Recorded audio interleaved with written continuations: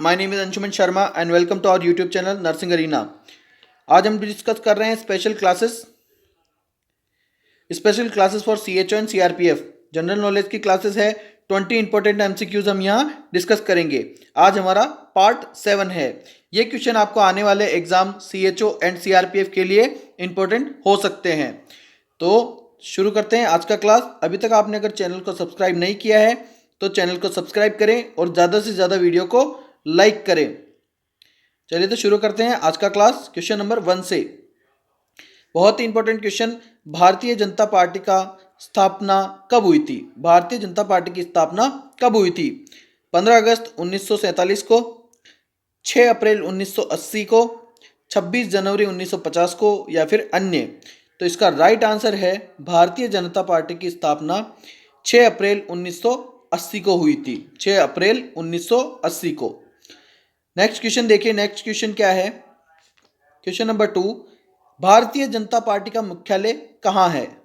तो ऑप्शन है नई दिल्ली, गुजरात, झारखंड और महाराष्ट्र। तो यहाँ हमारा राइट आंसर है ऑप्शन 2 का, क्वेश्चन 2 का नई दिल्ली। भारतीय जनता पार्टी का मुख्यालय नई दिल्ली में है। क्वेश्चन नंबर 3 देखिए, आम आदमी पार्टी की स्थापना कब हुई? तो ऑप्शन ए है 15 अक्टूबर को, ऑप्शन बी है 26 नवंबर 2012 को, ऑप्शन सी है 17 दिसंबर 2013 को या ऑप्शन डी है अन्य। तो यहाँ जो हमारा राइट आंसर होगा वो होगा ऑप्शन बी, 26 नवंबर 2012 को आम आदमी पार्टी की स्थापना हुई थी। क्वेश्चन नंबर 4 देखिए, लोकसभा का उम्मीदवार होने के लिए अल्पतम उम्र क्या है? मतलब जिसको लोकसभा का चुनाव लड़ना है या लोकसभा का उम्मीदवार बनना है उसकी उम्र कितनी होनी चाहिए? तो उसकी जो मिनिमम एज है वो होनी चाहिए ऑप्शन ए 25 ईयर। कितनी? 25 ईयर या इससे ज़्यादा। ठीक है। Question number 5। क्वेश्चन नंबर 5 है, एक स्वतंत्रता आंदोलन के दौरान मेरे पास खून, पसीना और आंसू के अतिरिक्त देने के लिए कुछ भी नहीं है, यह किसने कहा था? यह किसने कहा था? लॉर्ड नेल्सन, नेपोलियन, चर्चिल या फिर सुभाष चंद्र बोस। तो किसने कहा था? यह कहा था चर्चिल ने। चर्चिल ने यह स्टेटमेंट दिया था कि मेरे पास खून, पसीना और आंसू के अतिरिक्त देने के लिए कुछ भी नहीं है।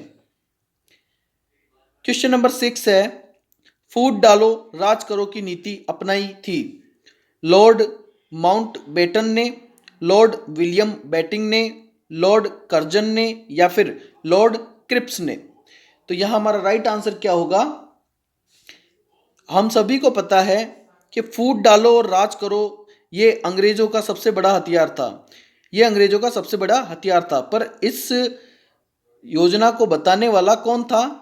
तो ऑप्शन सी हमारा यहाँ राइट आंसर है, लॉर्ड कर्जन। लॉर्ड कर्जन ने फूट डालो और राज करो की नीति बताई थी सभी अंग्रेजों को।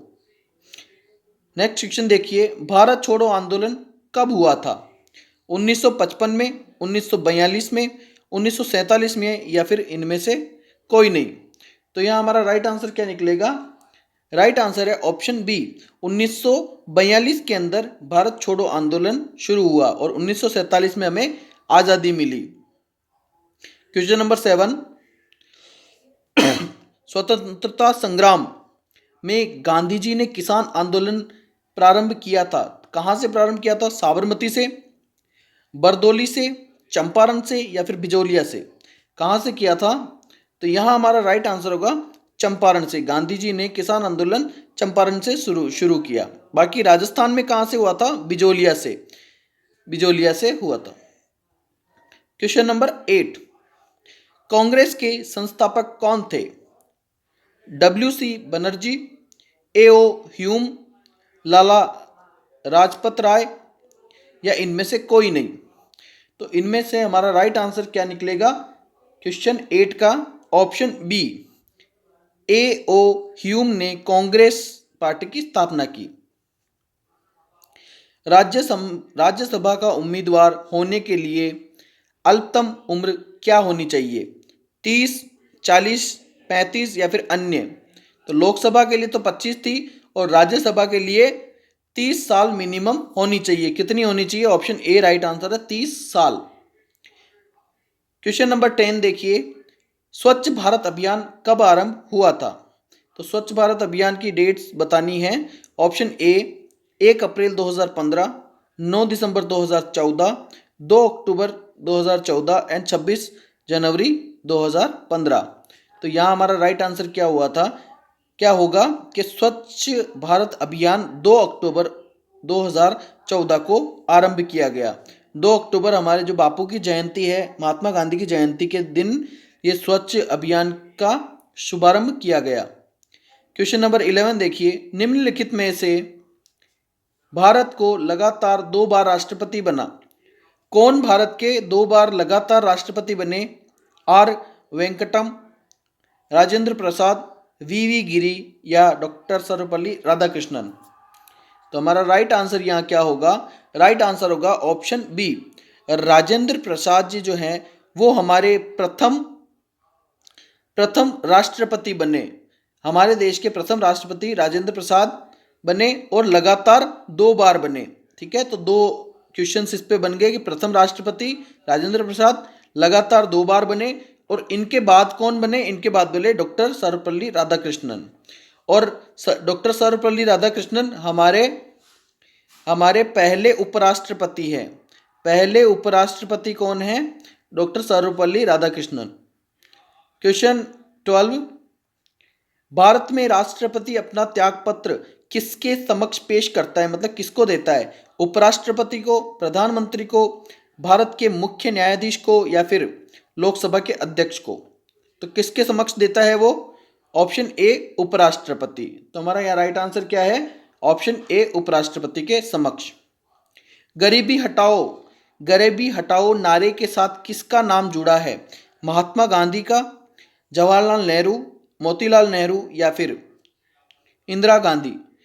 तो गरीबी हटाओ नारे के साथ में किसका नाम जुड़ा हुआ है? ऑप्शन डी, इंदिरा गांधी का। क्वेश्चन नंबर 14, संयुक्त राष्ट्र दिवस किस दिन या फिर किस तिथि को मनाया जाता है? 13 मार्च, 24 मार्च, 24 अक्टूबर या फिर 15 अक्टूबर? कब मनाया जाता है?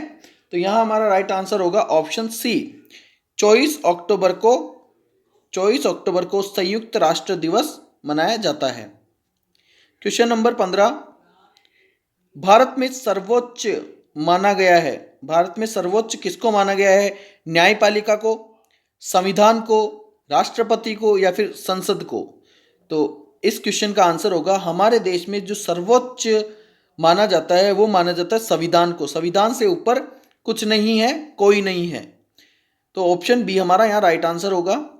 क्वेश्चन नंबर 16 देखिए, भारतीय संविधान में कुल कितने भाग है? भारतीय संविधान में कुल कितने भाग है? 18, 20, 22 या फिर 24? तो राइट आंसर अपना होगा ऑप्शन सी, कितने भाग है संविधान में? कुल 22 भाग हैं। क्वेश्चन नंबर 17, संसद को भंग करने के लिए कौन सक्षम है? संसद को भंग कौन कर सकता है? प्रधानमंत्री, राष्ट्रपति, उपराष्ट्रपति या फिर राज्यपाल? तो संसद को भंग करने का जो पावर होता है वो किसके पास होता है? ऑप्शन बी हमारा राइट आंसर है, राष्ट्रपति के पास होता है। क्वेश्चन नंबर 18, भारतीय सेनाओं का सर्वोच्च सेनापति होता है। तो भारतीय सेनाओं का जो तीनों सेनाएं हैं, एक है थल सेना, जल सेना और वायु सेना, ये हमारी तीनों जो सेनाएं हैं इनका सर्वोच्च सेनापति कौन होता है? राष्ट्रपति, उपराष्ट्रपति, प्रधानमंत्री या फिर रक्षा मंत्री? तो यहाँ हमारा राइट आंसर है राष्ट्रपति सर्वोच्च सेनापति होता है। क्वेश्चन नंबर 19 देखिए, संसद को भंग करने के लिए कौन सक्षम है? ये हम क्वेश्चन पढ़ चुके हैं, इसका राइट आंसर होगा राष्ट्रपति। क्वेश्चन नंबर 20, लोकसभा का नेता कौन होता है? तो लोकसभा का नेता कौन है? प्रधानमंत्री, राष्ट्रपति, उपराष्ट्रपति या इनमें से कोई नहीं? तो क्वेश्चन नंबर 20 का राइट आंसर है लोकसभा का नेता होता है प्रधानमंत्री। कौन होता है? प्रधानमंत्री। ओके फ्रेंड्स, तो आज के लिए इतना ही। आई होप आपको क्वेश्चंस पसंद आए होंगे। स्पेशल क्लासेस ये CH और CRPF के लिए है। डेली जो अपनी लाइव क्लास है वो 12 PM पर आती है, 12 PM पर आती है, जिसमें हम नर्सिंग के क्वेश्चन डिस्कस करते हैं। सीएच और सीआरपीएफ में आने वाले नर्सिंग के क्वेश्चन हम वहाँ डिस्कस करेंगे। तो आज हमने डिस्कस किए most important 20 MCQs part 7। Thank you friends, मिलते हैं नेक्स्ट क्लास में कुछ और क्वेश्चंस के साथ में।